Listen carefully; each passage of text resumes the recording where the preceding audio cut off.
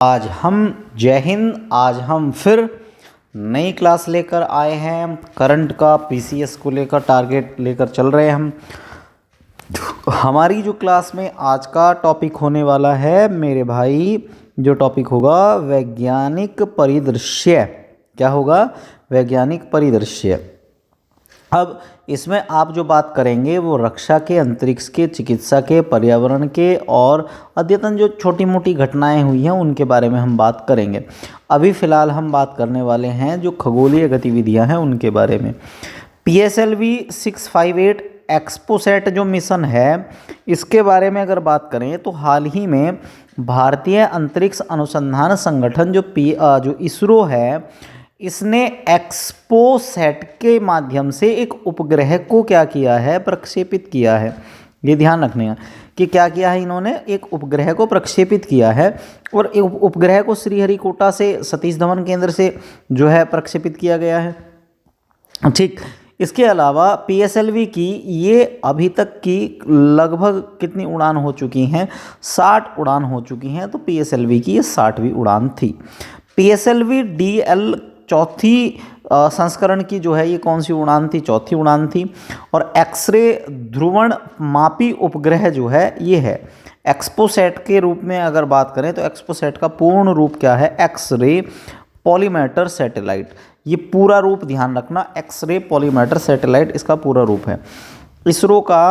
इसरो का पहला ऐसा वैज्ञानिक उपग्रह है जो खगोलीय स्रोतों से एक्सरे उत्सर्जन के ध्रुवीकरण मापन के लिए जो है ये रिसर्च करेगा। इसके अलावा ये भी बात ध्यान रखेंगे कि पॉलिक्स का विकास जो है रमन अनुसंधान संस्थान बेंगलुरु द्वारा किया गया है। जबकि एक्ससेप्ट जो आपका है UR राव उपग्रह केंद्र के अंतरिक्ष खगोल समूह ने विकसित किया है। जो एक्सेप्ट जो है ये UR राव के उपग्रह केंद्र ने जो है क्या किया? विकसित किया है। पॉलिक्स जो है वो रमन अनुसंधान बेंगलुरु ने विकसित किया है। ठीक, इसके अलावा पॉलिक्स का जो है प्राथमिक उद्देश्य अगर आपसे पूछा जाए तो इसका जो प्राथमिक उद्देश्य है मिशन को नियोजित करना है और चमकीले खगोलीय स्रोतों का निरीक्षण करना है। जो चमकीले खगोलीय स्रोत हैं उनको जो है ये क्या करेगा? निरीक्षण करेगा इसका। ठीक है, इसके अलावा और इसमें क्या है कि जो भारत के ब्लैक होल, न्यूट्रॉन तारों की खगोलीय स्रोतों के अध्ययन के लिए एक वेधशाला प्रक्षेपित करने वाला विश्व का दूसरा देश जो है भारत बन चुका है। कि ब्लैक होल, न्यूट्रॉन जैसे खगोलीय स्रोतों का अध्ययन करने के लिए एक वेधशाला बनाई है और वो भारत अब दुनिया का दूसरा देश बन चुका है। ठीक है, इसके अलावा नासा ने 2021 में IXPE imaging X-ray polymer explorer mission को भी प्रक्षेपित किया था। उसका मतलब ये कह सकते हैं उसका सुधरा रूप है ये। ठीक है, इसके अलावा आप ये ध्यान रखना कि PSLV जो ऑर्बिटल एक्सपेरिमेंटल मॉड्यूल 3 इसको जो है क्या किया गया है? नाम दिया गया है। पोयम 3 के माध्यम से स्टार्टअप्स, शिक्षण संस्थानों और इसरो के केंद्रों के 10 अन्य पोलैंड अंतरिक्ष में जो है इनको क्या किया जाएगा? भेजा जाएगा। इसके अलावा आप ये कह सकते हैं कि उपग्रह जो है इसमें और क्या है, तो आगे चल के इसमें हाल ही में ये क्वेश्चन जो है बन सकते हैं कि नासा की साइकी एक साइकी अंतरिक्ष यान लॉन्च की गई है। अब इसमें क्या है कि नासा ने साइकी अंतरिक्ष यान को SpaceX के फॉल्कन हैवी रॉकेट द्वारा भेजा है। ठीक, अंतरिक्ष यान को फ्लोरिडा में कैनेडी स्पेस सेंटर से लॉन्च किया गया है। ये ध्यान रखना। और इस स्पेस सेंटर का नाम क्या है? कैनेडी स्पेस सेंटर 39A, इससे लॉन्च किया गया है। साइकी अंतरिक्ष यान के साथ नासा का DSOC जो डीप स्पेस ऑप्टिकल कम्युनिकेशन है उसका एक्सपेरिमेंट भेजा जाएगा। DSOC डीप स्पेस ऑप्टिकल जो कम्युनिकेशन है उसको भेजा जाएगा। पहली बार चंद्रमा से परे लेजर संचार का जो है हम यूज़ करेंगे। अभी तक लेज़र का जो यूज़ किया जा रहा था वो केवल चंद्रमा तक किया जा रहा था। इस मिशन के द्वारा क्या होगा कि पहली बार हम चांद से परे भी लेज़र का प्रयोग कर सकेंगे। साइकी नासा का एक अंतरिक्ष मिशन है जिसे साइकी के नाम से ही धातु समृद्ध क्षुद्र ग्रह अध्ययन हेतु क्या किया गया है? प्रारंभ किया गया है। नासा का ऐसा पहला मिशन है जो चट्टान बर्फ से अधिक धातुओं से किसी क्षुद्र ग्रह का अध्ययन करेगा। मतलब ये क्या करेगा, ये बर्फ से अधिक जो धातुओं से जो क्षुद्र ग्रह हैं, बने हुए हैं क्षुद्र ग्रह, उनका क्या करेगा, ये अध्ययन करेगा। ठीक, इसके अलावा और आप ये भी ध्यान रखना कि साइकी अंतरिक्ष यान जो है वो सोलर इलेक्ट्रिक जो प्रणोदन होता है, प्रोस्पल्सन होता है, तो उसके द्वारा चलेगा ये, और 2029 तक साइची जो क्षुद्र ग्रह तक पहुंचने का लक्ष्य इसका निर्धारित किया गया है। ठीक है। 1852 में इटालियन खगोल शास्त्री एक हुए थे जिनका नाम था एनिबेल डी गैस्पारिस, उनके द्वारा ये कल्पना की गई थी। और इसके बाद जो है अभी तक का 16वां क्षुद्र ग्रह था जिसका हमने जो है रिसर्च की है अभी तक। और इसका प्राचीन नाम जो है, जो ग्रीक की पौराणिक कथाएं हैं ना, आत्मा की देवी, गॉडेस ऑफ सोल, उसके नाम पर इसका नाम रखा गया है। और इसके अलावा जो आप ये कह सकते हैं कि मंगल और बृहस्पति के बीच जो मुख्य जो क्षुद्र ग्रह पट्टी है, तो ये क्या करते हैं, उस भाग्य में सूर्य की परिक्रमा ये करता है। तो ये भी एक इम्पोर्टेंट फैक्ट है। तो आप ये भी ध्यान रखना कि मंगल और बृहस्पति के बीच जो है वो क्या है, एक जो है मेन एस्ट्रॉयड बेल्ट है। ठीक है, एक बात भी क्लियर रखना। हाल ही में यूरोप का प्रथम निजी रॉकेट मिरुआ 1 लॉन्च किया गया है। ये वाली बात ध्यान रखना, हाल ही में यूरोप का प्रथम निजी रॉकेट मिरुआ 1 लॉन्च किया गया है। 7 अक्टूबर 2023 को स्पेनिश कंपनी PLD स्पेस के द्वारा म्यूरा 1 नामक प्रोजेक्ट को सफलतापूर्वक लॉन्च किया गया। ये मिशन इस रॉकेट के अटलांटिक महासागर में गिरने के साथ ही समाप्त हुआ। ठीक, मिरुआ 1 रॉकेट के प्रथम मिशन का प्राथमिक उद्देश्य था कि एक उपकक्षीय परीक्षण उड़ान का संचालन करे, और इसका जो पहला नाम था वो एरियन 1 था, बट बाद में इसका नाम चेंज हुआ है। ठीक है। इसके अलावा मिरुआ यूरोप में किसी निजी कंपनी द्वारा पहला रॉकेट है, किसी निजी कंपनी ने जो बनाया है वो पहला रॉकेट है। ये वाली बात ध्यान रखें। मिरुआ 1 जो है कहाँ का है, यूरोप का रॉकेट था जो हाल ही में लॉन्च किया गया। अगले थर्ड क्वेश्चन की तरफ बढ़ते हैं। तो ईरान द्वारा हाल ही में क्या किया गया है कि नूर 3 उपग्रह का सफल प्रक्षेपण किया गया है। ठीक है, ईरान के सैन्य उपग्रह नूर 3 को सफलतापूर्वक लॉन्च किया गया। और आप ये भी ध्यान रख सकते हैं कि प्रथम सैन्य उपग्रह नूर 1 को 2020 में लॉन्च किया गया था, नूर 2 को 2022 में लॉन्च किया गया है, और नूर 3 को अब 2023 में लॉन्च किया गया है। ठीक, और पृथ्वी की कक्षा में नूर 1 से संपर्क टूटने पर पृथ्वी की कक्षा में वो वापस आके गिर गया था, और नूर 2 अब भी जो है क्या है, कक्षा में बना हुआ है। ठीक है, तो नूर 2 और नूर 3 से अब ये क्या करेंगे, अपने संपर्क बना के रखेंगे। नूर 3 ईरान के द्वारा विकसित एक इमेजिंग उपग्रह है, ये भी ध्यान रखना, ये इमेजिंग उपग्रह है, और निचली कक्षाओं में लियो से ये क्या होते हैं, संचालित होते हैं। ये लियो से क्या होगा, संचालित किया जाएगा। ठीक, अगले नेक्स्ट क्वेश्चन की तरफ बढ़ते हैं। तो PSLV C57 Aditya L1 mission के बारे में जान लेते हैं, ये क्या है। तो PSLV C5 Aditya L1 mission ध्रुवीय उपग्रह प्रक्षेपण यान के द्वारा जो है हाल ही में अंतरिक्ष यान का सफलतापूर्वक प्रक्षेपण किया गया है। इसे आंध्र प्रदेश के श्रीहरिकोटा में सतीश धवन अंतरिक्ष केंद्र के द्वारा लॉन्च पैड से प्रक्षेपित किया गया। ठीक है, इसके बाद ये भी ध्यान रखेंगे कि आदित्य L1 भारत का प्रथम सौर मिशन है। आदित्य L1 जो है वो क्या है, भारत का पहला सौर मिशन है।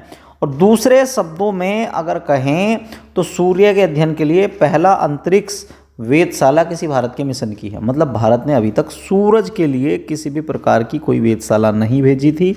ये भारत की क्या है, पहली वेधशाला है। क्लियर हो रही है इतनी बात। आदित्य L1 को अगर देखा जाएगा तो सूर्य पृथ्वी प्रणाली के प्रथम लॉग्रेजियन बिंदु L1 के चारों ओर प्रभामंडल कक्ष में स्थापित किया जाएगा। ठीक है, इसकी कक्षा की पृथ्वी से दूरी लगभग 1.5 बिलियन किलोमीटर होगी। ठीक, पृथ्वी की कक्षा से लगभग 1.5 मिलियन किलोमीटर होगी। और आदित्य L1 अंतरिक्षयान पृथ्वी से लगभग जो है 1.5 मिलियन किलोमीटर दूर पर सूर्य की ओर निर्देशित करेगा हमें। आदित्य L1 अंतरिक्ष यान न तो सूर्य पर लैंड करेगा और न ही उसके निकट जाएगा। ये भी बात ध्यान रखना, ना तो उस पर लैंड करेगा और ना ही उसके निकट जाएगा, बस उसकी कक्षा में जाएगा और वहाँ से जो है हमें निर्देशित करेगा। ठीक है, ये समझ में आ गया। कभी ये सोचे कि जब मंगल पे गया था वो उस पर जाएगा, ऐसा नहीं है।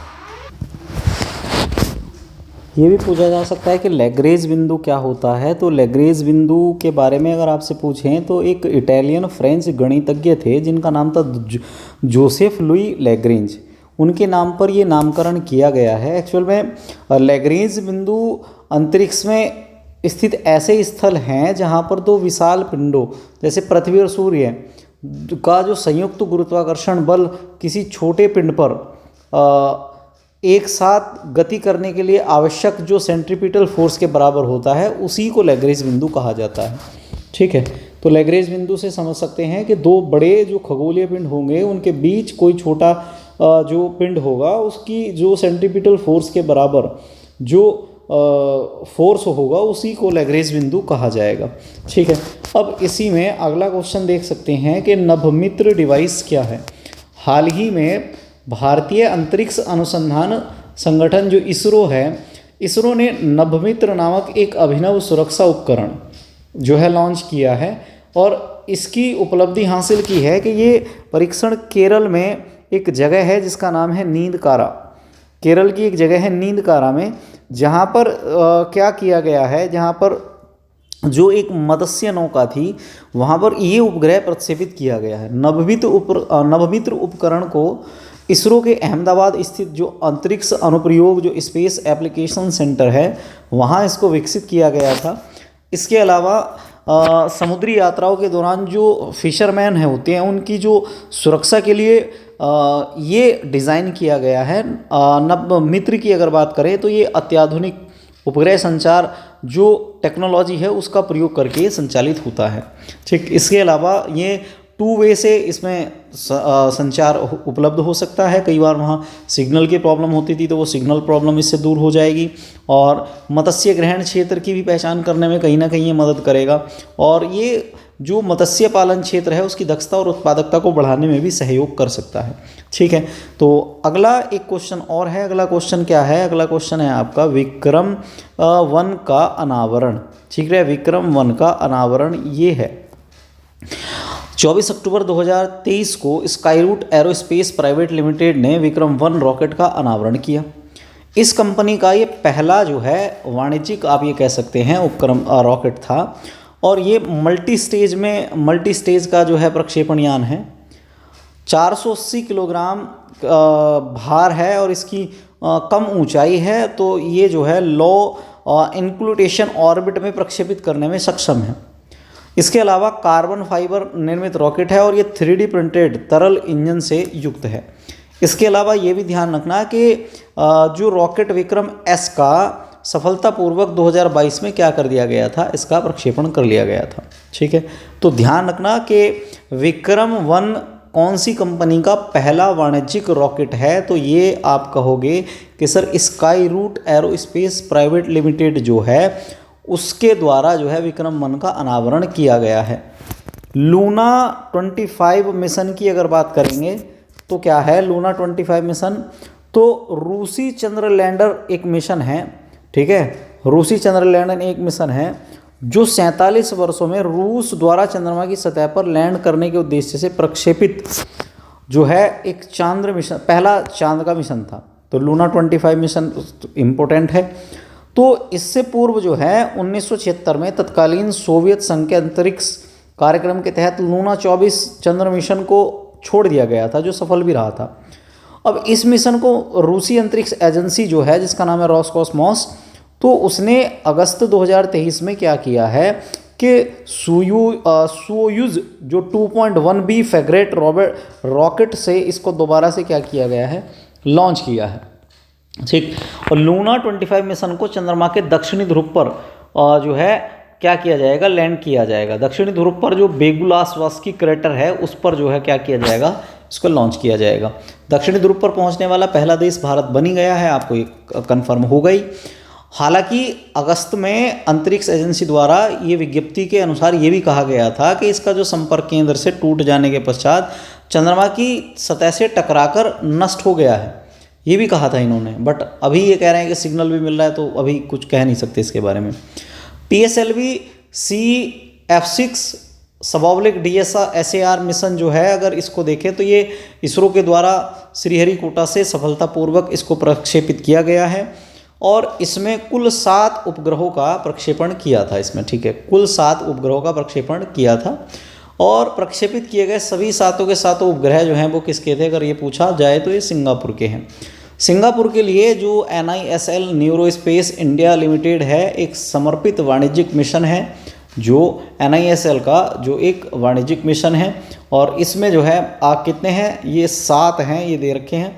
तो 7 कौन कौन से हैं, इसमें DSAR है, एक आर्किड है, इसके अलावा ये है वेलकॉक्स M है, ऑर्ब 12 है, गैलेक्सिया 2 है और एक और आपका जो है न्यूलॉन, ठीक है, न्यूलॉन जो है ये है। तो ये 7 हैं और 7 उपग्रहों को इनको क्या किया गया है, प्रक्षेपित किया गया है। अगला जो क्वेश्चन बनेगा ये इम्पोर्टेंट हो सकता है कि चंद्रयान की हाल ही में चंद्रयान 3 की सफल लैंडिंग हो गई है, ठीक है, चंद्रयान 3 की क्या हो गई है, सफल लैंडिंग हो गई है और उस सफल लैंडिंग में जो है वैज्ञानिकों से ज़्यादा चेहरा तो तुम्हें पता ही है किस आदमी का दिखाई दे रहा था। चलो बात करते हैं। तो 14 जुलाई 2023 को भारत का तीसरा चंद्रयान मिशन जो है सफलतापूर्वक संपन्न हुआ था। इसमें LVM-3 रॉकेट की चौथी परिचालन उड़ान जो है ऑपरेशन फ्लाइट थी ये, और इसको आंध्र प्रदेश के श्रीहरिकोटा से सतीश धवन केंद्र से जो है सार के दूसरा जो लॉन्च पैड है उससे लॉन्च किया गया था। जब इसको लॉन्च किया गया था तो उस समय इसका वजन जो है 3895 किलोग्राम था और इसके 3 छोटे छोटे घटक थे। नंबर 1 इसका जो घटक था उसका नाम था स्वदेशी प्रणोदक मॉड्यूल, और दूसरा लैंडर मॉड्यूल, और तीसरा था रोवर मॉड्यूल। रोवर का जो कुल भार था वो 26 किलोग्राम था। और भारतीय अंतरिक्ष अनुसंधान संगठन की अगर बात करें तो चंद्रयान 3 मिशन के लैंडर मॉड्यूल को चंद्रमा की सतह पर सफलतापूर्वक लैंड कराने में इसने सफलता प्राप्त की। अब ये जो है इसके तहत भारत की चंद्रमा की सतह पर सॉफ्ट लैंडिंग करने में विश्व का चौथा देश जो है भारत बना है। इससे पहले अगर देखा जाए तो 1 नंबर पर आपका अमेरिका है, दूसरे पर रूस है, तीसरे पर आपका चीन है और चौथे पर अब भारत हो गया। अब 4 देश ऐसे हैं जिन्होंने क्या कर लिया है, चंद्रमा पर सॉफ्ट लैंडिंग कर ली है। साथ ही चंद्रमा के दक्षिणी ध्रुव पर लैंड करने वाला विश्व का पहला अंतरिक्ष यान बना है भारत का, ठीक है। विक्रम लैंडर चंद्रमा की सतह पर जिस स्थान पर उतरा था, अब उस स्थान को शिव शक्ति के नाम से जाना जाएगा। किस नाम से? शिव शक्ति के नाम से जाना जाएगा। चंद्रमा पर जो है सॉफ्ट लैंडिंग 23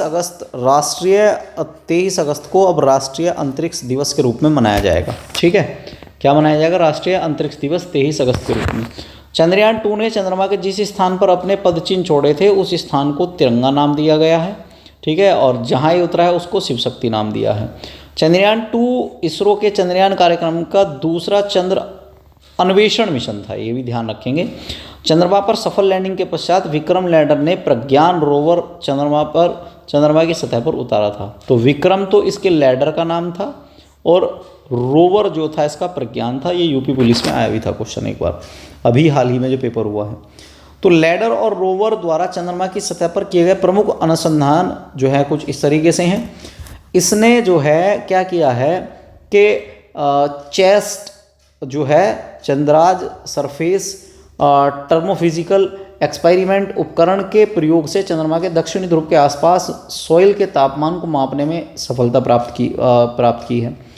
इसके अलावा चंद्रमा की सतह का वो जहाँ पर टेम्परेचर 40-50 डिग्री है, लेकिन सतह से 80 मिलीमीटर नीचे का तापमान -10 डिग्री सेंटीग्रेड है, ठीक है, ये भी इसने बताया है। और इसने जो चंद्रमा की ऊपरी मिट्टी है ना, जिसको कहते हैं टॉप सॉइल, एक शक्तिशाली तापीय जो अवरोधक है, ठीक है, थर्मल इंसुलेशन के रूप में क्या करती है, काम करती है। ये भी बताया कि एक जो है चंद्रमा की जो ऊपरी मिट्टी है वो क्या करती है, थर्मल इंसुलेशन के रूप में काम करती है। प्रज्ञान रोवर में अगर देखा जाए तो लिब्स के उपकरण से पहली बार दक्षिणी ध्रुव के निकट चंद्रमा की सतह पर मौलिक संरचना में सफलता प्राप्त हुई है। लिब्स क्या होता है? लेजर इंडक्टेड ब्रेकडाउन स्पेक्ट्रोस्कोप होता है। इसकी मदद से क्या हुआ है, पहली बार जो है दक्षिणी ध्रुव पर जो है ये पहुँचे हैं। शोधन के फलस्वरूप अगर क्षेत्र में देखें तो सल्फर की उपस्थिति बताई है कि यहाँ पर जो है सल्फर भी है। और इसके अलावा मैग्नीशियम, सिलिकॉन और ऑक्सीजन की उपस्थिति का भी थोड़ा थोड़ा सा इसमें पता चला है। विक्रम लैंडर में अगर देखा जाएगा तो इसमें रंभा नामक जो है एक जो है रेडियो क्या कह सकते हैं कि इसमें एक उपकरण जो है चंद्र प्लाज्मा वातावरण का मापन किया है, और उस उपकरण का नाम क्या था? उसका नाम था रंभा। ठीक है, ये ध्यान रखना, इसका नाम क्या था? रंभा था इसका नाम। ठीक, और प्रारंभिक आकलन से ये भी पता चला है कि चांद को घेरने वाला प्लाज्मा का जो अपेक्षाकृत जो है वो कैसा है? विरल है। इसके अलावा और क्या कह सकते हैं, इसमें रोवर और अन्य नीत भार की गतिविधियों के होने वाले वाइब्रेशन को भी इसने क्या किया है? रिकॉर्ड किया है। और अगले जो चांद मिशन की बात करें तो इसरो और जाक्सा के साथ संयुक्त रूप से मिशन को अब जो है लॉन्च किया जाएगा, इसरो और जाक्सा का। देखो, इसरो भारत की है, जाक्सा जापान की है, जापान एरोस्पेस एक्सप्लोरेशन एजेंसी जिसको जाक्सा कहा जाता है, और लूनार पोलर एक्सप्लोरेशन मिशन का संचालन इसमें किया जाएगा। ठीक है, जिसको लूपेक्स कहा जाएगा। तो चंद्रयान से जितने क्वेश्चन बन सकते थे वो मैंने आपको बता दिए। इसमें GSLV 512 F12 NVS-01 मिशन को लॉन्च किया गया है, इसके बारे में और देख लेते हैं। ठीक, भारतीय अंतरिक्ष अनुसंधान जो इसरो है, इसका एक श्रीहरिकोटा का NVS-01 मिशन सफलतापूर्वक जो है प्रक्षेपित किया गया है, और इसमें ये दूसरी जो पीढ़ी है उस नेविगेशन का उपग्रह है, और इसका वजन थोड़ा सा कम है, 2232 किलोग्राम है। इसे नाविक जो है कहा जा रहा है। नाविक का मतलब है NAVIC, navigation with Indian constellation कहा गया है इसको। और नाविक इसरो द्वारा स्थापित एक क्षेत्रीय नेविगेशन जो है क्या है? प्रणाली है, इसको भी ध्यान रखेंगे। स्वदेशी परमाणु घड़ी का इसमें जो है यूज़ किया गया है, और इसका जीवन काल लगभग 12 साल बताया गया है। हाल ही में शनि जो है क्या बना है? अगला क्वेश्चन, सबसे ज़्यादा जो उपग्रह वाला ग्रह जो है अब शनि बना है। कि IAU इंटरनेशनल एस्ट्रोनॉमिकल यूनियन के अधीन जो कैम्ब्रिज मैसाचुसेट अमेरिका में जो अभी एक रिसर्च की गई, और शनि के 63 नए उपग्रहों की खोज की गई। अब इसमें क्या हुआ कि शनि के उपग्रहों की संख्या पहले तो हो रही थी 83, अब इसके उपग्रहों की संख्या जो है 146 तक पहुंच चुकी है। ठीक है, तो शनि के उपग्रहों की संख्या कितनी हो गई है? 146। ठीक है, 146। बृहस्पति के जो हैं वो 95 उपग्रह हैं, अब इसने बृहस्पति को पीछे छोड़ दिया है, और साथ ही शनि 100 या अधिक उपग्रहों वाला सौरमंडल का पहला ग्रह भी जो है ये बन गया है। टाइटन शनि का सबसे बड़ा उपग्रह है, ये भी ध्यान रखेंगे। सबसे बड़ा उपग्रह क्या है इसका? टाइटन है। बृहस्पति के बारे में सौरमंडल का ये भी कहा जाता है, बृहस्पति जो है सौरमंडल का सबसे दूसरा बड़ा ग्रह। देखो, शनि की अगर बात करेंगे तो शनि के उपग्रहों की संख्या कितनी है? 146 है। बृहस्पति की अगर बात करेंगे तो इसकी संख्या 95 है। यूरेनस की अगर बात करेंगे तो इसकी संख्या 27 है। नेपच्यून के उपग्रहों की संख्या 14 है। मार्स के उपग्रहों की संख्या जो है 2 है, फोमोस और डिमोस। पृथ्वी का एकमात्र है चंद्रमा। वीनस का एक भी नहीं है, और मरकरी का भी एक भी नहीं है। तो ये भी ध्यान रखेंगे कि इनके उपग्रह नहीं हैं। बोना ग्रह प्लूटो, बोना ग्रह जो है प्लूटो जिसको कहा जाता है, उसके 5 उपग्रह हैं। ठीक है, उसको जो है ग्रहों की श्रेणी से निकाल दिया है, ये वाली बात भी ध्यान रखेंगे 2006 में। ESA का जूस मिशन, ये वाला भी क्वेश्चन सही लग रहा है मुझे कि ESA का जूस मिशन क्या हो सकता है। तो ESA का जूस मिशन पे बात करते हैं कि ESA का जूस मिशन क्या है। ठीक, 14 अप्रैल 2023 को फ्रेंच गुआना फ्रांस में यूरोपियन स्पेस पोर्ट से एरियन 5 रॉकेट द्वारा जूस मिशन का प्रक्षेपण किया गया है। ठीक है, ये मिशन लगभग 8 वर्षों की यात्रा के पश्चात, ठीक है, 8 वर्षों की यात्रा के पश्चात जुलाई 2031 में बृहस्पति तक ये क्या कर जाएगा? पहुंच जाएगा। ठीक है, और यूरोपा, गैनीमीड और कैलिस्टो के निकट होकर ये गुजरेगा। यूरोपा, गैनीमीड जो है और कैलिस्टो के निकट से होकर ये गुजरेगा। गैनीमीड अभी तो बताया था आपने कि जो है क्या है? टाइटन का गैनीमीड जो है वो बृहस्पति का सबसे बड़ा उपग्रह है। ठीक, इसके अलावा ये भी ध्यान रखना कि मिशन गैनीमीड की कक्षा में प्रविष्ट होकर उसका परिक्रमण करेगा। ज्यूस का मतलब क्या है? जुपिटर आइस मून एक्सप्लोरर, ये ध्यान रखना, ज्यूस का मतलब क्या है, Jupiter ice moons explorer European अंतरिक्ष एजेंसी ईएसए का एक मिशन है। और ये 3 वर्ष की अवधि के लिए जो है जुपिटर के आंकड़े और को क्या करेगा, ये उसको जुपिटर के ग्रह के आंकड़े एकत्र करने के लिए इसको डिज़ाइन किया गया है। ये वाली बात ध्यान रखना, बेसिकली जुपिटर के ही लिए बनाया गया है, उसके आसपास जो एक्टिविटी है उसको देखेगा ये। साथ ही मिशन बृहस्पति के 3 विशालकाय उपग्रह हैं, गैनीमीड, कैलिस्टो, यूरोपा, ठीक। और ये इसके अलावा भी अपना जो है विस्तार करेगा। जूस मिशन का प्राथमिक वैज्ञानिक लक्ष्य जो है वो क्या है, गैनीमीड ही है, ये बात ध्यान रखना बस। बाकी जो इसकी जो है वो अलग से टर्म है, उसमें कर रहा है ये, बाकी और कुछ है नहीं इसमें। भारतीय अंतरिक्ष एजेंसी 2023 की अगर बात करें तो भारतीय अंतरिक्ष एजेंसी 2023 जो है इसको स्वीकृति प्रदान की गई है और भारतीय क्षेत्र या भारत के क्षेत्राधिकार के अंतर्गत किसी क्षेत्र में संपन्न हुई किसी भी अंतरिक्ष गतिविधि पर ये क्या होगी, लागू होगी। और जो एक्सक्लूसिव इकोनॉमिकल जोन है, जो अनन्य क्षेत्र, आर्थिक जो अनन्य क्षेत्र है, उस पर भी ये लागू किया जाएगा, ठीक है। इसमें इसरो, एनएसआईएल का मतलब क्या होता है, न्यू स्पेस इंडिया लिमिटेड, और IN Space, Indian National Space Promotion and Authorisation Centre, और निजी कंपनियों की भूमिका को, उत्तरदायित्व को ये स्पष्ट करेगा। ये बात भी आप ध्यान रखेंगे। स्वायत्त और सरकारी संगठन के रूप में ये काम करेगा। इसके पास देश में अंतरिक्ष गतिविधियों को बढ़ावा देने के लिए जो है बहुत सारे प्राधिकृत आदेश होंगे और एनएसआईएल सरकारी व्यय के माध्यम से सर्जित प्रौद्योगिकियों और प्लेटफॉर्मों के व्यवसायीकरण हेतु उत्तरदायी होगी, ठीक। और साथ ही ये सरकारी और गैर सरकारी कंपनियों के साथ मिलकर जितनी भी जो आवश्यकताएं होंगी उन सभी आवश्यकताओं को ये पूरा भी करेगी। हाल ही में अगला एक क्वेश्चन और है, और अगला क्वेश्चन ये है कि इसरो का RLV-LEX मिशन, RLV-LEX मिशन जो है वो क्या किया गया है, लॉन्च किया गया है। 2 अप्रैल को इसरो द्वारा दोबारा उपयोग में लाए जा सकने वाले प्रक्षेपण यान का स्वतः लैंडिंग मिशन जो है एक शुरू किया है। उसने बताया है कि जो DRDO और भारतीय वायुसेना के सहयोग से एरोनॉटिकल टेस्ट रेंज वाले जो कर्नाटक के द्वारा इस मिशन को चलाया जाएगा और विश्व में पहली बार एक पंख वाले यंत्र के हेलीकॉप्टर को 4.5 किलोमीटर की ऊंचाई तक ले जाया गया और रनवे पर सही तरीके से इसको छोड़ा भी गया। कई बार ऐसा होता है ना, जैसे किसी हेलीकॉप्टर की क्या हो गई, लैंडिंग नहीं हो पा रही थी सही, तो उसकी लैंडिंग में दिक्कत हो रही थी, तो उस लैंडिंग को सही करने के लिए क्या किया गया है, ये मिशन बनाया गया है। RLV ने भारतीय वायुसेना का एक हेलीकॉप्टर है, चिनूक हेलीकॉप्टर से 4.5 किलोमीटर की ऊंचाई तक जो है क्या भरी है, उड़ान भरी है। ये एक बढ़िया मिशन लगा है मुझे। इसके अलावा RLV अन्य रूप से अंतरिक्ष विमान है, ये भी आप कह सकते हैं। इसके अलावा RLV TD में प्रक्षेपण यान, वायुयान दोनों की विशेषताएं शामिल होंगी, मतलब प्रक्षेपण यान और वायुयान दोनों की विशेषताएं शामिल होंगी। और एक हाइपरसोनिक सब ऑर्बिटल वाहन के रूप में ये जो है रीएंट्री करेगा और इससे वाहनों को डेवलप करने में एक बड़ी उपलब्धि प्राप्त हो जाएगी, ठीक है। अब LV-M3 M3 one web India mission ये आएगा, तो इसे SDC श्रीहरिकोटा के जो लॉन्च पैड सेकंड है उससे प्रक्षेपित किया गया है और वन वेब ग्रुप कंपनी ने 36 उपग्रहों को 450 किलोमीटर वाली वृत्ताकार कक्षा में स्थापित कर दिया है।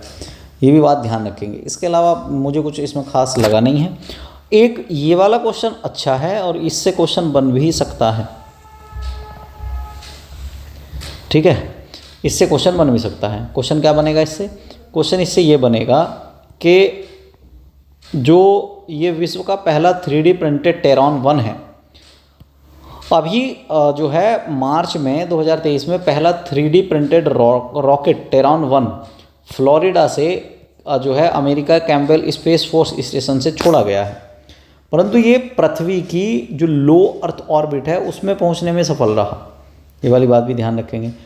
इस रॉकेट का विकास कैलिफोर्निया की जो aerospace startup relativity space agency है उसके द्वारा किया गया है और मीथेन से संचालित होगा ये वाला रॉकेट और 85% द्रव्यमान मिश्र धातु और 3D से प्रिंटेड है। ये टेरॉन 1 लॉन्च की जाने वाली अब तक की सबसे बड़ी 3D प्रिंटेड संरचना है। ये ध्यान रखेंगे, ये वाली बात ध्यान रखेंगे कि टेरॉन 1 लॉन्च की जाने वाली अभी तक की 3D प्रिंटेड सबसे बड़ी वाली क्या है, ये रचना है। अगला क्वेश्चन क्या बनेगा, अगला क्वेश्चन है कि मेगाट्रॉपिक्स 1 का नियंत्रित पुनर्प्रवेश सफल हुआ है। कि मेगाट्रॉपिक्स क्या है, तो पृथ्वी के वायुमंडल में नियंत्रित जो कंट्रोल्ड रीएंट्री होती है जैसे किसी उपग्रह की, उसके लिए है। इसे सबसे पहले प्रशांत महासागर में उतारा गया है। ट्रॉपिकल वेदर के लिए जो है ये क्या करेगा, रिसर्च करेगा। और PSLV C-18 के द्वारा इसका प्रक्षेपण किया गया था। इसका जो मिशन लाइफ है वो 3 साल है। और इस उपग्रह को 21 तक उपयोगी आंकड़े 2021 तक ये उपयोगी आंकड़े उपलब्ध कराता रहा है। और इसके बाद अब इसने आंकड़े उपलब्ध कराने बंद कर दिए थे, अब इसको जो है प्रशांत महासागर में उतार दिया है। तो इसरो ने अब अंतरिक्ष कचरे को कम करने की प्रतिबद्धता के तहत इसको जो है क्या किया है, पृथ्वी पर उतारा है। ठीक है, जो इसरो है वो क्या कह रहा है कि अंतरिक्ष में कचरा कम करना चाहिए, तो इस वजह से इसको क्या किया है, उतारा है। ठीक है, SSLV D2 EOS 07 मिशन है, ये भी काफ़ी चर्चा में रहा। तो इसमें क्या है कि SSLV D2 EOS 7 मिशन नाम दिया गया है और ये श्रीहरिकोटा से जो है छोड़ा गया था। 3 उपग्रहों को छोड़ा गया है इसमें। एक उपग्रह जो है वो है आपका EOS 07, एक है आपका जानूस 1 और एक है आज़ादी सेट 2। ये तीनों को ध्यान रखेंगे कि EOS 07 है, जानूस 1 है और आज़ादी सेट 2, और ये जो है छोड़े गए थे SSLV D2 EOS 7 से। ठीक है, इसका डिज़ाइन क्या पूछेगा, इसका वज़न पूछ सकता है, हल्का है, 156.3 किलोग्राम है और अमेरिकी कंपनी एंटारिस का एक उपग्रह है ये। ठीक है, और ये बन सकता है क्वेश्चन कि जानूस विश्व का पहला क्लाउड निर्मित प्रदर्शन जो है उपग्रह है, ये है इसके लिए। आज़ादी सेट 2 जो है एक चेन्नई में भारतीय aerospace startup space kids India's का एक जो है क्या है, उपग्रह है। और विश्व का पहला अवसर था कि कभी किसी ग्रामीण पृष्ठभूमि से 750 छात्रों ने मिलकर एक किसी उपग्रह का निर्माण में योगदान दिया हो, ये भी बात बड़ी थी। ठीक है, इसके अलावा अगला क्वेश्चन क्या है, अमीरात चंद्र मिशन चल रहा है।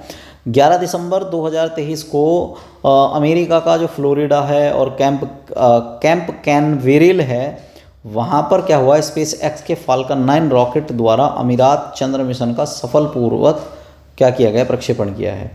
ये चंद्रमा की सतह पर लैंड करने के लिए अरब का ये पहला मिशन है। और इसके अलावा जो है राशिद रोवर को 2023 में चंद्रमा के उत्तर पूर्व में एटलस क्रेटर पर उतारा जाना था। ठीक है, उत्तर पूर्व में उतारा जाना था। कुर्सी के आकार का राशिद रोवर का वजन लगभग 10 किलो है। ठीक है, इसका भारत वाले का 26 किलो था, इसका वजन कितना है, 10 किलो है। राशिद रोवर को चंद्रमा की सतह पर एक ऐसे क्षेत्र पर उतारा जाना था जो अभी तक भेजे गए किसी भी चंद्र अन्वेषण मिशन द्वारा अध्ययन या अन्वेषण नहीं किया गया है। मिशन पूर्णतः अमीराती इंजीनियरों के एक दल ने जो है डिज़ाइन किया था और मोहम्मद बिन राशिद स्पेस सेंटर ने जापान की एक निजी कंपनी जो आईस्पेस इंक के साथ अनुबंध पर इसमें हस्ताक्षर किए हैं। और बाद में क्या है कि कुछ समय के बाद हकूतो लैंडर का संपर्क मिशन केंद्र से टूट गया और इसके फलस्वरूप जो है ये चंद्रमा की सतह से टकराकर नष्ट हो गया था। ठीक, तो मतलब पूरी तरह सफल नहीं रहा। जैसे चंद्रयान 2 हमारा विफल हो गया, इस तरीके से ये भी विफल कहा जा सकता है। नासा का चंद्र मिशन, पहली महिला अंतरिक्ष यात्री, ये इंपॉर्टेंट क्वेश्चन है कि नासा का जो अगला चंद्र मिशन है जिसको आर्टेमिस 2 कार्यक्रम की जो है प्रस्तावित मिशन है। अपोलो 17 के बाद ये चंद्रमा पर पहला मानव युक्त क्रोड मिशन होगा 1972 के बाद। अब इसमें क्या होगा कि इसमें 4 अंतरिक्ष यात्री हैं, जिसमें रीड वाइजमैन है, एक है विक्टर ग्लोवर, एक है क्रिस्टीना हमैकोच और एक है जेरेमी हैशन। ये वाली बात ध्यान रखेंगे, कितने अंतरिक्ष यात्री हैं, 4 हैं। क्रिस्टीना कोच चंद्र मिशन पर जाने वाली पहली महिला अंतरिक्ष यात्री होंगी। इससे पहले पुरुष ही गए थे 3। और वर्तमान में क्रिस्टीना कोच के नाम से अंतरिक्ष में किसी भी महिला के द्वारा सबसे लंबी जो एकल अंतरिक्ष उड़ान है उसका भी रिकॉर्ड दर्ज किया गया है। और पहली पूर्णतः महिलाओं द्वारा की गई स्पेस वॉक में भी वो अकेली महिला हैं जो शामिल हैं। ठीक, इसके अलावा अगला क्वेश्चन क्या है कि अभी तक का सबसे लंबा अरब अंतरिक्ष मिशन जो है हुआ है, तो उसके बारे में बात कर लेते हैं। तो इसमें 6 माह का लगभग समय लगा है और 2023 को इसको लॉन्च किया गया था। इसमें ये भी ध्यान रखना कि एक अमीराती अंतरिक्ष यात्री सुल्तान अल नयादी को ISS पर भेजा गया है। और दूसरा अवसर था कि जब किसी अंतरिक्ष यात्री को UAE द्वारा किसी अमीराती अंतरिक्ष यात्री को अंतरिक्ष में भेजा गया हो। इससे पहले हज्जा अल मंसूरी को अंतरिक्ष में भेजा था और दूसरी बार सुल्तान अल नयादी को भेजा है। ठीक है। 2021 में UAE अंतरिक्ष यात्री कार्यक्रम की पहली महिला अरब अंतरिक्ष यात्री के रूप में नोरा अल-मतूसी, ठीक है, ये भी चर्चाओं में रही थी, नोरा अल-मतूसी। तो ये ध्यान रखना, ये इम्पोर्टेंट है। इसके अलावा अद्यतन नई प्रौद्योगिकी की बात करेंगे तो भारत में, नेक्स्ट क्वेश्चन पर आते हैं। तो हमारा नेक्स्ट क्वेश्चन है, ऐरावत भारत का एक सुपर कंप्यूटर है।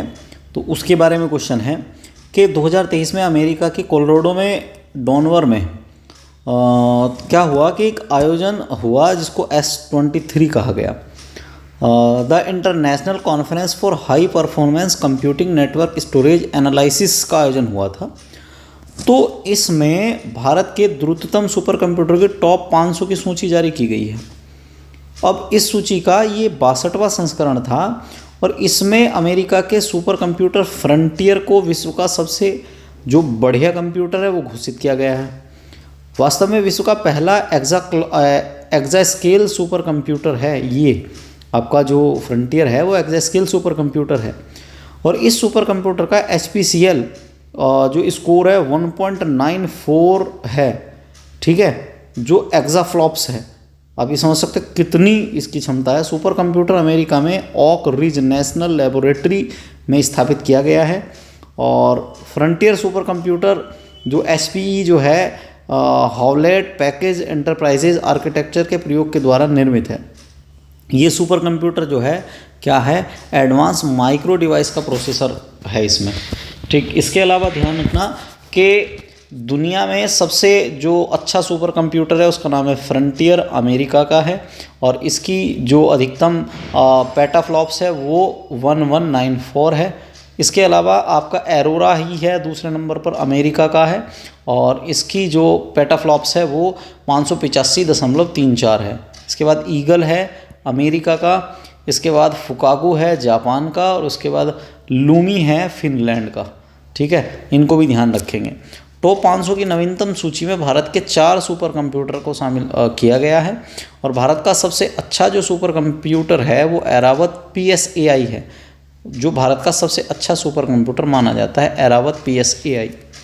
ठीक है, और इसे 500 की सूची में 90वां स्थान मिला है। ठीक है, इतना ज़्यादा अच्छा स्थान नहीं है, 90वां स्थान मिला है। और इसका पेटाफ्लॉप्स देखो, इसका कितना है 8.50 और इसका कितना है 1194। कितना भयंकर अंतर है, 90 अंतर जब पहुंचने में। ऐरावत PSI सुपर कंप्यूटर जो है वो आर्टिफिशियल इंटेलिजेंस क्षमता से लैस है और इस सुपर कंप्यूटर को भारत के कृत्रिम बुद्धिमत्ता राष्ट्रीय कार्यक्रम के तहत जो है डेवलप किया गया है। इसके अलावा ये भी आ सकता है कि भारत $5 ट्रिलियन की अर्थव्यवस्था बनने के लक्ष्य के लिए जो AI आधारित क्लाउडिंग कंप्यूटर अवसंरचना है उसको सुझाव दे रहा है और इसी कंप्यूटिंग अवसंरचना में ऐरावत को जो है क्या किया गया है, ये नाम दिया गया है AI research analytics knowledge assimilation, इसको इसीलिए से ये नाम दिया गया है, ये भी ध्यान रखना। इसके अलावा जो है एक परम सिद्ध AI कंप्यूटर है उसको 163वां स्थान मिला है। इसके अलावा जो प्रत्यूष है, प्रत्यूष को 201वां स्थान मिला है और फिर आपका एक मीर सुपर कंप्यूटर है जिसको 354वां स्थान मिला है। तो ये ध्यान रखेंगे कि और जो छोटे छोटे सुपर कंप्यूटर हैं भारत में, जैसे परम कामरूप IIT गुवाहाटी में है, इसके अलावा परम अनंत IIT गांधीनगर में है, इसके अलावा परम पोरुल NIT तिरुचिरापल्ली में है, परम प्रवेगा IISC बेंगलोर में है, परम गंगा IIT रुड़की में है। ठीक है, परम शिवाय IIT BHU में है, परम शक्ति IIT खड़गपुर में है, इसके अलावा परम ब्रह्मा IISER पुणे में है। परम युक्ति की बात करेंगे तो जवाहरलाल नेहरू उन्नत वैज्ञानिक अनुसंधान संस्थान जो JNCASR के नाम से जाना जाता है। परम सिद्धि CDAC पुणे में है। और परम संगणक जो है वो आपका आईआईटी कानपुर में है। ठीक है, कहाँ पर है? आईआईटी कानपुर में है। इसको ध्यान रखेंगे तो थोड़ा सा ही पूछ लेता है कि कौन सा सुपर कंप्यूटर कहाँ पर है। इसके अलावा हाल ही में क्या हुआ कि दक्षिण पूर्वी एशिया की प्रथम हाई स्पीड रेल का अनावरण किया गया है। तो जोको विडोडो जो इंडोनेशिया के राष्ट्रपति हैं, उन्होंने दक्षिण पूर्व एशिया की पहली हाई स्पीड रेल का अनावरण किया है और उसे वूश नाम दिया है। क्या नाम दिया है? वूश।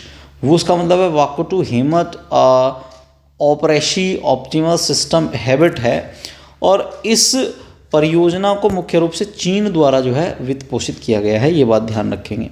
और इसको जकार्ता के पश्चिमी जावा के प्रांत की राजधानी जो वांगडुंग शहर से क्या करेगी, ये जावा को वांगडुंग शहर से जोड़ेगी और वूस की गति लगभग 350 किलोमीटर प्रति घंटा होने वाली है। और भारत में ऐसी कोई रेल अभी संचालित नहीं है जो इतनी हाई स्पीड रेल हो। वर्तमान में Mumbai Ahmedabad high speed rail परियोजना पर जो है भारत काम कर रहा है। अब भारत में क्या होगा कि भारत में 7 हाई स्पीड रेल कॉरिडोर जो है देखे गए हैं। तो एक तो है दिल्ली लखनऊ वाराणसी वाला 865 किलोमीटर का है। वाराणसी पटना हावड़ा वाला होगा एक 760 किलोमीटर का। एक होगा दिल्ली जयपुर उदयपुर अहमदाबाद वाला और एक होगा दिल्ली चंडीगढ़ लुधियाना जालंधर अमृतसर वाला।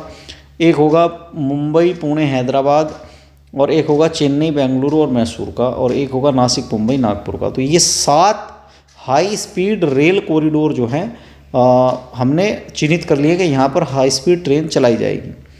अब इसके बाद भारत का 23वां परमाणु ऊर्जा संयंत्र हाल ही में काकरापार ऊर्जा स्टेशन की जो है शुरुआत की गई है और ये भारत का पहला स्वदेशी 700 मेगावाट इलेक्ट्रिक जो है क्षमता का भारी जल रिएक्टर है।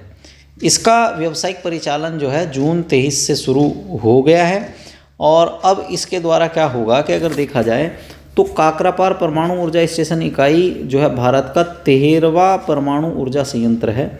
भारत की कुल नाभिकीय ऊर्जा क्षमता अब जो है बढ़कर कितनी पहुंच गई है? 7,480 जो है पहुंच गई है। इसके अलावा ये भी ध्यान रखेंगे वर्तमान में जो है KAPS-4 वर्तमान में निर्माणाधीन है और उसकी क्षमता जो है 700 MWE है। ठीक है, ये भी ध्यान रखना। अगला, भारत जो है 5G के बाद 6G में भी इंटरेस्ट दिखा रहा है। तो 6G अलायंस जो है भारत 6G अलायंस के गठन की घोषणा कर दी है और इसमें सार्वजनिक और निजी कंपनियां, शिक्षाविद होंगे, रिसर्च सेंटर होंगे, मानव जो विकास संगठन है वो इसमें शामिल होंगे और अगली पीढ़ी का जो बेतार तकनीक है उसमें सहयोग के लिए जो है इसको सरकार बात कर रही है कि 6G जो डिवाइस हैं उनकी तैनाती को संचालित करें। ठीक है, 6G पर एक प्रौद्योगिकी नवाचार समूह का गठन किया जा रहा है। 6G के लिए विजन मिशन लक्ष्यों को क्या करना है? पूरा करना है और इसके अलावा भारत की बात करें तो 2030 तक क्या कर लेगा? 6G डिवाइस में जो है परिपूर्ण हो जाएगा। ये बात ध्यान रखेंगे। भारत की 6G मिशन को लॉन्च किए जाने का उल्लेख है जो है पहला चरण तो होगा इसका 2023 से 2025 तक और दूसरा चरण जो होगा वो इसका होगा 2025 से 2030 तक होगा। ठीक है, इसके अलावा सागर संपर्क की अगर बात करें तो सागर संपर्क नामक एक जो है प्रणाली का हाल ही में उद्घाटन किया गया है और केंद्रीय पत्तन पोत परिवहन जलमार्ग मंत्रालय के द्वारा जो है इसको क्या किया गया है? लॉन्च किया गया है। सागर संपर्क की अगर बात करेंगे तो differential global navigation satellite system है और ये जो है एक DGNSS जो होता है डिजिटल जो एक आप ऐसे कहो कि जो ग्लोबल नेविगेशन सैटेलाइट सिस्टम होते हैं ना उसमें सटीक स्थिति कैसे हम जान लें उसके बारे में इसका यूज होता है। इसके खास और कोई कारण नहीं है। सागर संपर्क का जो मेन उद्देश्य है वो GNSS में पाई गई त्रुटियां और अशुद्धियों को ठीक करके उनका पोजीशनिंग और डाटा की सटीकता में सुधार करना होता है। ठीक, और ये क्या करेगा? जो जहाज़ चलते हैं उनकी आवाजाही को सुनिश्चित कर सकता है, ये भी है। अगला क्वेश्चन क्या है? अगला क्वेश्चन ये है कि भारत का पहला रोबोटिक्स फ्रेमवर्क 9 मई 2023 को तेलंगाना सरकार ने रोबोटिक्स फ्रेमवर्क का अनावरण किया है। तेलंगाना की एक स्थायी रोबोटिक्स पारिस्थितिकी तंत्र है जिसने राज्य रोबोटिक्स फ्रेमवर्क की घोषणा की है और देश का पहला राज्य बना है तेलंगाना। ध्यान रखना, तेलंगाना देश का पहला रोबोटिक्स फ्रेमवर्क की घोषणा करने वाला पहला राज्य बना है और आत्मनिर्भर रोबोटिक्स पारिस्थितिकी तंत्र का ये क्या कर रहा है, निर्माण कर रहा है। ये भी इम्पोर्टेंट बात है। तेलंगाना रोबोटिक्स इनोवेशन सेंटर की क्या करी जाएगी, स्थापना की जाएगी और एक रोबो पार्क की भी स्थापना करेंगे। इसमें रोबो पार्क की भी स्थापना करेंगे और इसमें 5 फ्रेमवर्क को लॉन्च किया जाएगा, जिसमें एक होगा आपका ब्लॉकचेन जो 2018 में लॉन्च किया गया था, दूसरा है आपका ड्रोन फ्रेमवर्क जो 19 में आया था, इसके अलावा AI फ्रेमवर्क 2020 में है और एक है आपका क्लाउड एडॉप्शन फ्रेमवर्क जो 2021 में आया था। अब एक ही अब आ गया तो 5 हो गए कुल।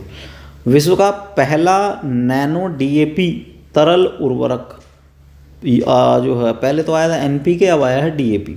तो 26 अप्रैल को क्या हुआ है कि गृह और सहकारिता मंत्री जो है अमित शाह ने DAP के जो नैनो लिक्विड फर्टिलाइज़र है उसका लोकार्पण किया है और उन्होंने ये बताया है कि DAP एक तरल उर्वरक है और इसमें क्या होगा कि इफ़को ने तरल नैनो यूरिया के बाद अब किसानों के लिए DAP तरल जो है उर्वरक पेश किया है। इफ़को ने DAP के तरल उर्वरक और संयंत्र के आदेश को FCO के अंतर्गत क्या किया है, अधिसूचित किया है। और इसके अलावा ये भी है कि DAP क्या होता है, डाई अमोनियम फास्फेट, ये तो सबको पता ही है। ये जो DAP का जो बैग होता था ये उससे सस्ता है और DAP तरल नाइट्रोजन और फास्फोरस के एक समृद्ध स्रोत के रूप में हम क्या करते हैं, इसका यूज़ करते हैं। इसके अलावा DAP अवशोष मुक्त हरित फार्मिंग के लिए क्या होगा, उपयुक्त होगा और इफ़को ने DAP उर्वरकों के उत्पादन के लिए गुजरात के कलोल और कांडला में जो है अपनी जो छोटी क्या कह सकते हैं मैन्युफैक्चरिंग स्टार्ट कर दी है। तो DAP के बारे में ध्यान रखना, ध्यान रखना, कलोल और कांडला। भारत का पहला डिजिटल साइंस पार्क, ये क्वेश्चन अच्छा है और ये पेपर में तुम्हें कहीं ना कहीं टकराएगा।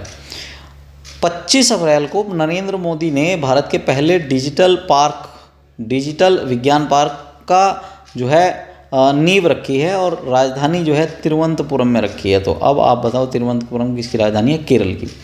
तो केरल की राजधानी तिरुवनंतपुरम में टेक्नो सिटी परिसर की स्थापना की गई है और डिजिटल साइंस पार्क परियोजना की परिकल्पना एक बहुविषयक क्लस्टर पर आधारित है। इंटरैक्टिव इनोवेशन जोन के रूप में इसकी स्थापना की गई है जो डिजिटल प्रौद्योगिकी का केंद्र होगा, ये भी बात ध्यान रखनी है। ठीक, इंटरैक्टिव इनोवेशन जोन है उसके बारे में बताया गया है। इसके अलावा राष्ट्रीय क्वांटम मिशन के बारे में और जान लेते हैं थोड़ा सा कि 19 अप्रैल 2023 को प्रधानमंत्री नरेंद्र मोदी की अध्यक्षता में राष्ट्रीय क्वांटम मिशन को मंजूरी दी गई है। ठीक है, और इस मिशन की अवधि 2023-24 से बढ़कर अब जो है 30-31 तक कर दी गई है और 8 वर्षों की अवधि में ये मध्यवर्ती स्तरीय क्वांटम कंप्यूटरों का यहाँ पर क्या किया जाएगा, विकास किया जाएगा। ठीक, और इसके अलावा राष्ट्रीय क्वांटम मिशन के अंतर्गत 4 जो हब्स हैं, जो थर्मेटिक हब्स होंगे उनको शामिल किया जाएगा, जिसमें कंप्यूटर, क्वांटम कंप्यूटिंग, क्वांटम संचार, क्वांटम सेंसिंग एंड मेट्रोलॉजी और क्वांटम सामग्री और क्वांटम मटेरियल एंड डिवाइसेस के रूप में ये आएंगे। इसके अलावा ये इम्पोर्टेंट और है, यूरेनियम 241 का नया समस्थानिक आया है। हाल ही में जापान के भौतिकविदों ने क्या किया है, एक बड़ा पेंच फंसा दिया। ठीक है, और वो पेंच क्या है ये कि यूरेनियम 241 का नया समस्थानिक जो है खोज कर दिया। यूरेनियम का नया समस्थानिक पूर्व में अज्ञात था और समस्थानिक का परमाणु क्रमांक 92 है और द्रव्यमान संख्या 241 है इसकी। अब यूरेनियम के इस नए समस्थानिक को यूरेनियम 241 नाम दिया गया है, ये ध्यान रखना। और इस समस्थानिक की खोज फिजिकल रिव्यू लेटर्स के जर्नल में प्रकाशित की गई थी और इसमें यह भी बताया गया था कि High Energy Accelerator Research Organization के अनुसंधानकर्ताओं द्वारा ये खोज की गई है। और प्रोटॉनों की संख्या 92 जबकि न्यूट्रॉनों की संख्या, ये ध्यान रखना, इसके कितनी है, 149 है। 1979 के बाद ये पहला अवसर है कि जब किसी न्यूट्रॉन संबंधी यूरेनियम समस्थानिक की खोज की गई है। उसके बाद उससे पहले की जा रही थी, उसके बाद नहीं की गई। यूरेनियम 241 यूरेनियम का दूसरा सबसे बड़ा समस्थानिक है और यूरेनियम 238 यूरेनियम का सबसे भारी समस्थानिक है। ठीक, इसके अलावा और क्या हो सकता है, एशिया का सबसे बड़ा 4 metre International Liquid Mirror Telescope, ये क्वेश्चन। एशिया का सबसे बड़ा 4 metre International Liquid Mirror Telescope. ठीक है, देखो ध्यान रखेंगे कि केंद्रीय मंत्री जितेंद्र सिंह राणा ने एशिया के 4 metre International Liquid Mirror Telescope का उद्घाटन किया है। इस टेलीस्कोप का उद्घाटन उत्तराखंड का जो आर्यभट्ट प्रेक्षण शोध संस्थान है वहाँ पर इसका उद्घाटन किया गया है और देवस्थल वेधशाला परिसर में इसको स्थापित किया गया है। उत्तराखंड के नैनीताल जिले में ये अवस्थित है और टेलीस्कोप 2450 मीटर की ऊंचाई पर है। बेल्जियम में advance mechanical optical system corporation के सेंटर स्पेट्रियल जो लीज ने जो है इसमें अपना एक सहयोग दिया है और इसके अलावा इसमें कोई चीज़ और बची हुई नहीं है। हाँ, वर्ल्ड एयर क्वालिटी रिपोर्ट 2022 इसको भी देख लेते हैं। तो स्विट्ज़रलैंड में वायु गुणवत्ता की जो IQAR वर्ल्ड जो एयर क्वालिटी रिपोर्ट आती है उसको जारी किया गया है। इसमें 131 देशों के 7323 शहरों के पर्टिकुलर मैटर के आंकड़ों पर इसको रिपोर्ट को बनाया गया है। इसमें ध्यान रखना कि वार्षिक औसत particular matter 2.5 mu gram metre cube की दृष्टि से सबसे जो खराब एयर वाले जो देश हैं वो चाड, इराक और पाकिस्तान हैं और तीनों देश विश्व के सर्वाधिक प्रदूषित देश हैं। तो चाड, इराक और पाकिस्तान विश्व के सबसे प्रदूषित देश हैं, जबकि गुआम इस सूची में 131वें स्थान पर है। ठीक है, गुआम 131वें स्थान पर है, ध्यान रखना। चाड की राजधानी जो है अनजमेना विश्व की सबसे प्रदूषित राजधानी बताई गई है। ठीक है, विश्व की सबसे प्रदूषित राजधानी कौन सी है? अनजामेना चाड की राजधानी है। विश्व की दूसरी सबसे प्रदूषित राजधानी दिल्ली है। ठीक है, ये भी बात ध्यान रखेंगे, दूसरी प्रदूषित राजधानी दिल्ली है जिसकी सांद्रता जो है वो देख लो कितनी है, 89.1 म्यू ग्राम मीटर क्यूब बताई गई है। और इसके अलावा 2022 में दक्षिण मध्य एशिया के 15 सबसे प्रदूषित शहरों में 12 भारत में और 3 पाकिस्तान के। ठीक, गौरतलब है कि इस क्षेत्र में सर्वाधिक प्रदूषित शहर कौन सा होगा? आपका लाहौर है और राजस्थान का भिवाड़ी जो है इसमें दूसरे स्थान पर है। इसके अलावा और देखें तो देश का पहला वातानुकूलित कंडेंसर, अगर ये क्वेश्चन आ जाए तो क्या बनेगा? देश का पहला वातानुकूलित कंडेंसर तो झारखंड में उत्तरी कर्णपुरा में सुपर क्रिटिकल संयंत्र, जो नॉर्थ कर्णपुरा है, सुपर क्रिटिकल प्लांट बना है। इसमें देश के पहले वातानुकूलित कंडेंसर का इसमें शुभारंभ किया गया है। इसका शुभारंभ NTPC के द्वारा किया गया है और NTPC ने उत्तरी कर्णपुरा संयंत्र की 660 मेगावाट की 3 इकाइयों की पहली इकाई का जो है वाणिज्यिक संचालन प्रारंभ कर दिया है। और इस परियोजना की परिकल्पना में एयर कूल्ड कंडेंसर के साथ की गई है और इसके माध्यम से वर्ष में लगभग 30.5 मिलियन घन मीटर पानी की क्या होगी? बचत होगी। झारखंड, बिहार, पश्चिम बंगाल और उड़ीसा राज्यों में सस्ती दरों पर विद्युत जो है इससे मिल जाएगी। तो इम्पोर्टेंट है कि देश का पहला वातानुकूलित कंडेंसर जो बना है वो कर्णपुरा में सुपर क्रिटिकल संयंत्र से बना है और किसके द्वारा? NTPC के द्वारा इसको बनाया गया है। क्लियर? इसके बाद है बैंडिकूट, विश्व का पहला मैला ढोने वाला रोबोट बना है। अभी तक एक बड़ी समस्या चल रही थी कि मैला ढोने वाला कोई रोबोट नहीं है, तो बैंडिकूट विश्व का पहला मैला ढोने वाला रोबोट बनाया है। केरल ने विश्व में पहला मैला ढोने वाला बैंडिकूट जो है रोबोट का अनावरण किया है और गुरुवार को सीवेज परियोजना के तहत इसको क्या कर दिया? शामिल कर लिया है। ठीक, बैंडिकूट की बात करेंगे तो केरल के मनहोलों में सफाई के लिए देश का ये पहला रोबोट जो है क्या करेगा? सफाई करेगा। और बैंडिकूट का विकास जो है जेन रोबोटिक्स के द्वारा जो है किया गया है और ये एक जेन इनोवेशन प्राइमरी लिमिटेड है, ये भी ध्यान रखेंगे। और इसके अलावा SGD के जो लक्ष्य हैं, लक्ष्य नंबर 3 अच्छा स्वास्थ्य। पिछली बार जब PCS का पेपर हुआ था तो उसमें लक्ष्य पूछे गए थे, तो अच्छा स्वास्थ्य, गुणवत्ता युक्त शिक्षा, स्वच्छ एवं साफ पानी, उत्कृष्ट कार्य, आर्थिक वृद्धि, उद्योग नवाचार, आधारभूत ढांचा, असमानता में कमी, संवहनीय शहर समुदाय, संवहनीय उपभोग उत्पादन, शांति, न्याय और सशक्त संस्थाएं।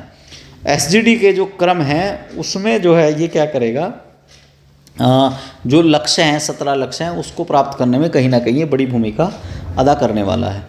जम्मू और कश्मीर में पहली बार लिथियम की खोज की गई है। ये अपने आप में एक बड़ी बात है कि जम्मू कश्मीर में आतंकवाद के अलावा भी कुछ और मिला है, तो वो है आपका लिथियम। तो भारतीय भूवैज्ञानिक सर्वेक्षण ने जम्मू कश्मीर में लिथियम की खोज से संबंधित रिपोर्ट प्रस्तुत की और उन्होंने बताया कि जम्मू कश्मीर का जो रियासी ज़िला है उसका जो सलाल हैमान क्षेत्र है वहाँ पर जो है बड़ी मात्रा में लिथियम है, और वहाँ ये बताया कि 5.9 टन लिथियम है। और जम्मू कश्मीर में जहाँ पर 5.9 टन लिथियम है तो अभी जो है यहाँ पर जांच के जो है चरण शुरू हो गए हैं, अब जांच करनी शुरू कर दिया है इसमें। अब इसका बेसिकली यूज कहाँ होता है अगर आपसे पूछा जाए तो इलेक्ट्रॉनिक वाहनों के जो रिचार्जेबल बैटरी होती है उसमें लिथियम का प्रयोग होगा। जो हार्ट का पेसमेकर होता है, खिलौने और घड़ियाँ जहाँ बनती हैं तो रिचार्जेबल जो नॉन रिचार्जेबल जो बैटरियाँ होती हैं उनमें लिथियम का प्रयोग किया जाता है। मतलब इसमें आप ऐसा कह सकते हैं कि एक बार बैटरी को चार्ज करो 10 साल तक 5 साल तक उसको चार्ज करने की ज़रूरत नहीं होती, वहाँ पर लिथियम का प्रयोग किया जाता है। लिथियम युक्त खनिज कई बार पूछे जाते हैं तो इसमें स्पोडुमीन है, पेटालाइट है और लेपिडोलाइट होता है, एम्बला एगोनाइट होता है। ये इसके क्या हैं कुछ खनिज हैं। और इसके अलावा आप ये भी ध्यान रखना कि विश्व का सबसे बड़ा लिथियम भंडार जो है वो किसके पास है, चिली के पास है। वहाँ पर 9.3 मिलियन मीट्रिक टन है और हमारे यहाँ पर केवल कितना है 5.9 मिलियन। तो अब हम इसमें अच्छी खासी मात्रा में क्या कर सकते हैं, अपने यहाँ पर जो इलेक्ट्रिक जो वाहन हैं उनको चलाने के लिए जो हमें महंगी महंगी बैटरियाँ लेनी पड़ रही थी चाइना से, अमेरिका से, अब वो न लेके हम अपने देश में खुद बना सकते हैं इसको। भारत का पहला लिथियम सेल निर्माण संयंत्र की अगर बात करेंगे तो आंध्र प्रदेश के तिरुपति में क्या किया जाएगा, लिथियम सेल निर्माण संयंत्र स्थापित किया जाएगा और इसकी क्षमता जो है 270 मेगावाट घंटा होगी। ठीक है, और 2000 सेल की जो है ये क्या कर सकती है, उत्पादन कर सकती है। इसके अलावा 108वीं भारतीय विज्ञान कांग्रेस का आयोजन जो है राष्ट्र संत तुकडोजी महाराज नागपुर विश्वविद्यालय नागपुर में आयोजित किया गया है। और इसका जो थीम था अगर पूछा जाए तो महिला सशक्तिकरण सतत विकास के लिए विज्ञान और प्रौद्योगिकी, मतलब आप ये कह सकते हैं science and technology for sustainable development with women empowerment, इसकी जो है क्या है थीम थी। 108वीं विज्ञान कांग्रेस की अध्यक्षता डॉक्टर विजय लक्ष्मी सक्सेना के द्वारा की गई है। इजरायली क्रिस्टल वैज्ञानिक अदा योथान एकमात्र ऐसी नोबेल पुरस्कार वैज्ञानिक है जिन्होंने 108वीं भारतीय विज्ञान कांग्रेस में भाग लिया था, ये वाली बात ध्यान रखेंगे। और 2009 में भारतीय मूल के वेंकटरमन रामकृष्णन थॉमस ए एस्टिजन के साथ संयुक्त रूप से रसायन विज्ञान के नोबेल पुरस्कार प्राप्त हुआ था। इसके अलावा नोबेल पुरस्कार जीतने वाली प्रथम इजरायली महिला जो है ये भी पूछ सकता है, तो अदा योनाथ जो है वो प्रथम इजरायली महिला है जिन्होंने नोबेल पुरस्कार जीता है। 108वीं भारतीय विज्ञान कांग्रेस की तकनीकी को 14 वर्गों में क्या किया गया है, बांटा गया है। और 14 वर्गों में 10 वर्ग जो हैं वो केवल महिलाओं के लिए रखे गए हैं और 4 वर्ग जो हैं वो किसके लिए हैं, वो पुरुषों के लिए रखे गए हैं। ठीक, इसके अलावा किसान विज्ञान कांग्रेस के उद्घाटन का भी जो है आयोजन किया गया है और उसमें राहीबाई सोमा पोपरे उपस्थित रही, जिन्हें देश भर में बीज माता के नाम से जाना जाता है। पद्मश्री हैं राहीबाई सोमा पोपरे, इनको बीज माता के नाम से जाना जाता है क्योंकि इन्होंने लाखों से ज़्यादा जो है बीज बोए हैं और पेड़ पौधे उगाए हैं इन्होंने। इसके अलावा अगला क्वेश्चन क्या है कि भारत की पहली हरित हाइड्रोजन मिश्रण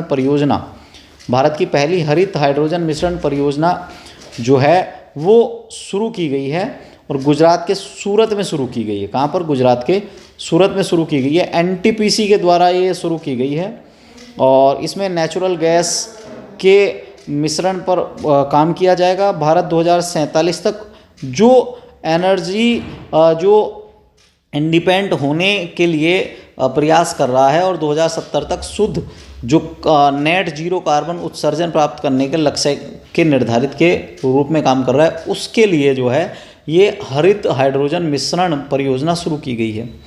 नैनो यूरिया का उद्घाटन, तो जो संयंत्र है इसका उद्घाटन जो है उत्तर प्रदेश के आंवला और फूलपुर में इफ़को के नैनो यूरिया संयंत्रों का उद्घाटन किया गया है। और ये ध्यान रखना है कि नैनो यूरिया तरल लिक्विड में 4% नैनो स्केल नाइट्रोजन के कण होते हैं, ठीक है। और इसके अलावा थोड़ा सा इसका रिजल्ट यूरिया के बैग की अपेक्षा कम तो है ही, किसान इसको कम पसंद कर रहे हैं, बट कहीं ना कहीं कंप्रोमाइज़ तो थोड़ा थोड़ा करना ही पड़ेगा, क्योंकि इसमें भारत सरकार के पैसे काफ़ी बच रहे हैं। उसमें जो दूसरा वाला जो यूरिया था उसमें भारत सरकार का पैसा बहुत ज़्यादा जाता था, तो थोड़ा थोड़ा सा अब DAP भी सही आ गया है, तो उसको भी ध्यान रखेंगे। तो DAP और जो है नैनो यूरिया और नैनो DAP दोनों आ गए हैं, तो इसका यूज़ करेंगे। अब आगे अगली क्लास में हम जो पढ़ने वाले हैं वो वैज्ञानिक गतिविधियों के बारे में पढ़ेंगे, शरीर के बारे में पढ़ेंगे। तो आज की क्लास यहाँ तक ही होगी, ठीक है। Thank you. अगली क्लास में मिलते हैं।